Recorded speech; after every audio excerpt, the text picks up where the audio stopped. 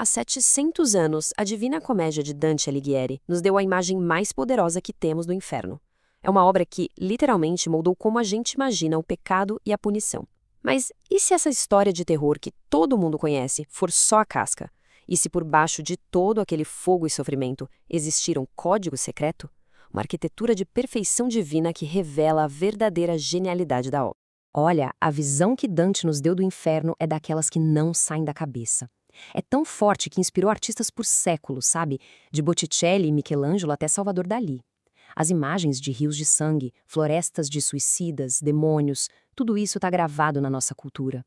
Elas mostram um universo de puro caos e desespero, um labirinto de punição eterna de onde parece não ter escapatória.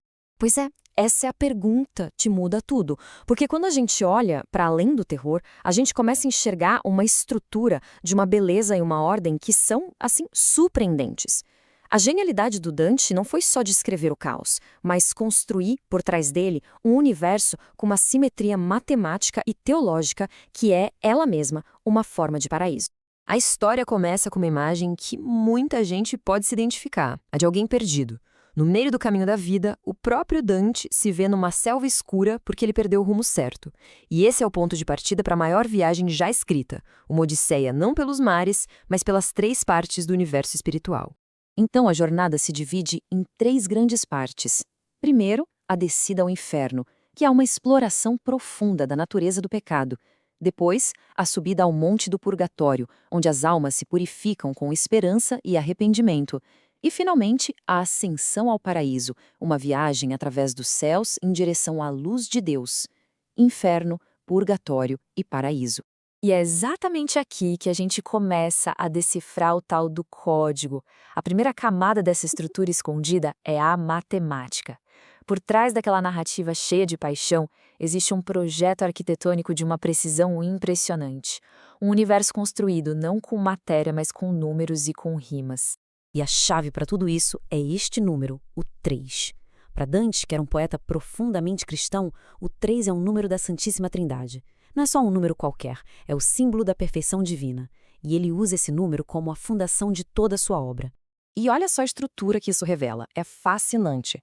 A comédia tem 3 livros, cada um com 33 cantos. Cada um dos 3 reinos, inferno, purgatório e paraíso, é dividido em 9 partes, que é um múltiplo de 3.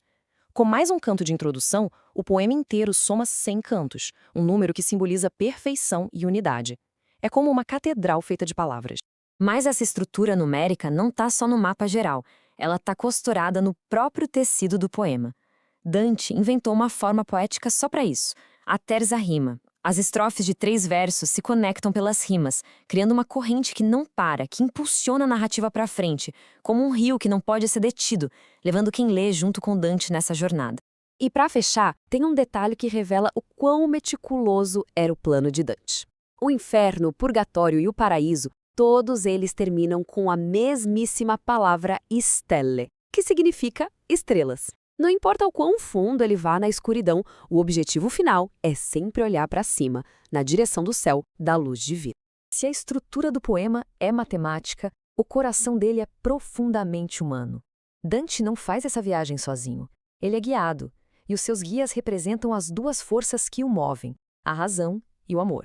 No inferno e no purgatório, o guia dele é o poeta romano Virgílio, que Dante admirava como o auge da sabedoria e da razão humana.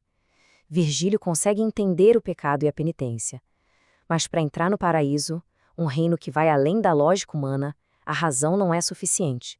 Aí, a guia dele passa a ser Beatriz, a mulher que Dante amou, que aqui simboliza o amor divino e a fé, forças capazes de levar a alma onde a razão sozinha não consegue chegar. A importância da Beatriz não pode ser subestimada. O nome dela é mencionado 64 vezes ao longo da obra. Na Divina Comédia, o único nome que aparece mais vezes é o de Deus. Ela não é só uma personagem, ela é o centro teológico e emocional do poema inteiro. Então, aqui está o ponto crucial.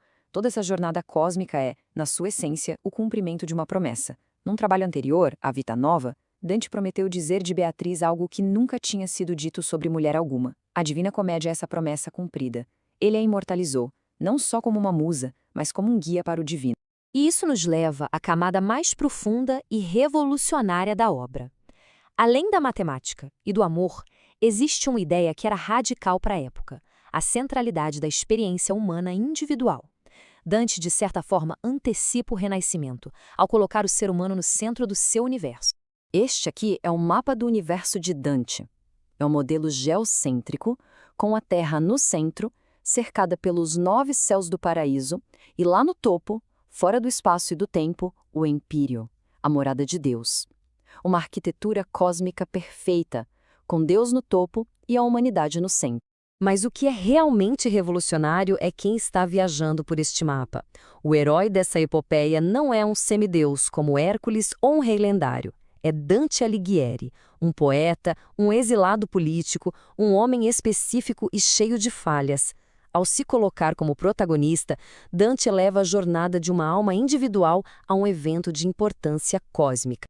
E essa citação, lá perto do final do poema, resume perfeitamente essa visão humanista. Ao contemplar a luz divina, Dante percebe que o universo parece mudar não porque a essência de Deus está mudando, mas porque ele, o observador, está se transformando. A mudança não é externa, é interna. É a perspectiva humana que dá forma à realidade. Então, qual é o legado duradouro desta obra? Não é apenas um mapa do além-vida, mas um convite a uma forma diferente de enxergar. Uma visão. No clímax da jornada, no Empírio, Beatriz, que foi ficando cada vez mais bela a cada céu que eles subiam, olha para Dante uma última vez e sorri. Então, ela se vira para a fonte eterna de luz. A missão dela como guia está completa. Ela o levou até o limiar do divino, mas a visão final ele precisa ter por si mesmo.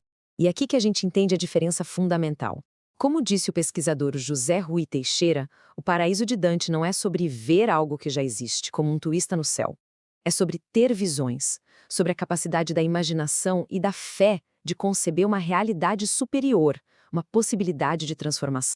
No final, a Divina Comédia não é apenas a história da jornada de um homem, é um espelho. Ela nos força a perguntar: qual é a nossa selva escura? O que nos guia através dela? E, acima de tudo, o que somos capazes de enxergar quando ousamos olhar para as estrelas?